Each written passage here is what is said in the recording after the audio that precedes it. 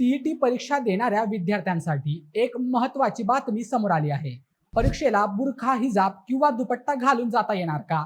याबाबत महाराष्ट्र राज्य परीक्षा परिषदेने स्पष्ट सूचना दिल्या आहेत। 28 जून रोजी होणाऱ्या टीईटी परीक्षेसाठी सुरक्षा व्यवस्था कडक करण्यात आली आहे।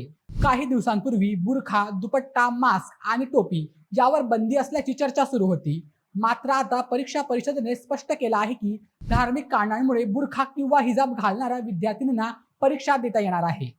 मात्र ओळख पटवण्यासाठी चेहरा आणि कान दिसणं आवश्यक असेल। परीक्षा केंद्रावर तपासणी केल्यानंतर त्यांना परीक्षेला बसता येईल। याशिवाय परीक्षेत कोणतेही गैरप्रकार होऊ नयेत यासाठी विशेष काळजी घेतली जाणार आहे। प्रत्येक प्रश्नपत्रिकेवर QR कोड आणि वेगळा क्रमांक असणार आहे। तसेच परीक्षा केंद्रावर CCTV आणि इतर सुरक्षा व्यवस्था ठेवण्यात येणार आहेत।